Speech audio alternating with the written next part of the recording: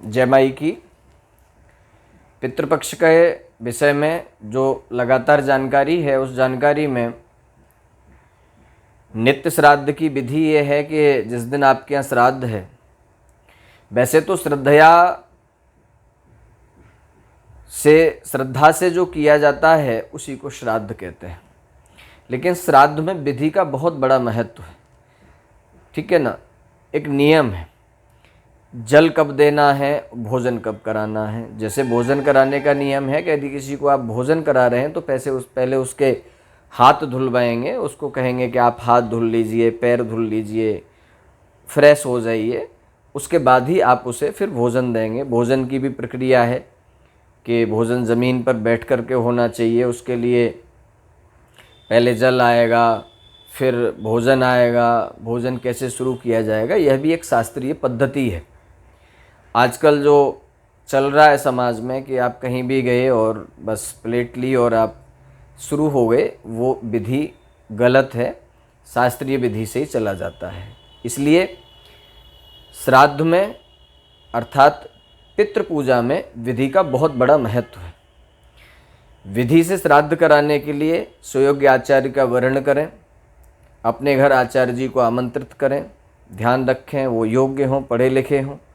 आपके लिए तर्पण, श्राद्ध इत्यादि कराने की उनके अंदर दक्षता होनी चाहिए। उस दिन प्रातःकाल जल्दी से जगें, खुशी खुशी उत्सव मनाएं। सब लोग नहाएं धोएं, गंगा जल से छिड़काव करें, गंगा जल पिएं, गंगा जल डाल के स्नान करें और सारी अपनी पूजन सामग्री आचार्य द्वारा बतलाएगी एकत्रित कर लें। और समय जो है प्रातः 11 बजे से प्रारंभ करना श्रेष्ठ कर रहता है। सबसे पहले श्राद्ध में बलवैश्वदेव की जो विधि है उसके अनुसार विधान करें। गौग्रास निकालें, कौवों के लिए निकालें, पक्षियों के लिए निकालें, अग्नि को अर्पित करें और उसके बाद में ब्राह्मण को भोजन कराएं। और उसके पश्चात यदि आपके यहाँ कोई अतिथि भी यदि आया हुआ है तो अतिथि को भी सबसे पहले भोजन कराएं।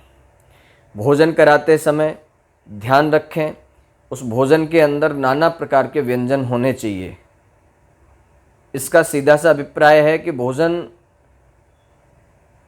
रुचिकर हो और श्रेयस्कर हो।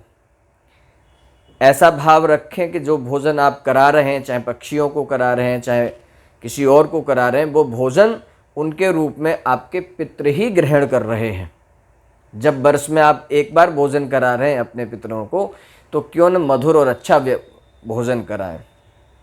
इसमें उड़द से बने हुए पदार्थ सम्मिलित होने चाहिए, मूली से बने हुए पदार्थ भी अवश्य सम्मिलित होने चाहिए। इससे ये देवताओं की, पितृ देवताओं की विशेष पसंद होती है, क्योंकि उड़द को संस्कृत में मांस कहा गया है। तो उड़द और चावल, इन दो से जो वस्तुएं निर्मित होती हैं उनकी मात्रा भोजन में अधिक होनी चाहिए। श्रेष्ठतम भोजन कराएं, भोजन की विधि से भोजन कराएं। इससे पूर्व जब आप उस भोजन कराएंगे उससे पूर्व तर्पण इत्यादि भी कर लें। जो आचार्य जी आपके यहाँ आपकी क्रिया कराने आए हैं, आपका नैमित्तिक कर्म कराने आए हैं, वह तर्पण की जानकारी भी रखते होंगे। यदि आप द्विजश्रेष्ठ में से हैं तो आप देव तर्पण, ऋषि तर्पण और पितृ तर्पण तीनों करें। तर्पण के पश्चात अपने पूर्वजों का ध्यान करें, श्रद्धा से बैठें। नीचे आपने एक धोती पहनी हुई होनी चाहिए, कंधे पर आपके एक अंगोछा होना चाहिए और यज्ञोपवीत धारण होना चाहिए। विधिवत दक्षिण दिशा की तरफ मुँह करके आपको श्राद्ध करना चाहिए।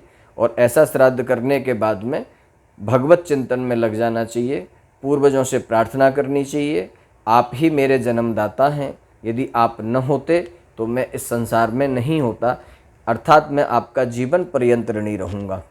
जो व्यक्ति इस प्रकार से अपने घर में श्राद्ध करता है, तर्पण करता है, पूर्वजों को याद करता है, तो निश्चित रूप से श्राद्ध प्रक्रिया में कहा गया है, इसका परिणाम मैं आपको बता देता हूँ।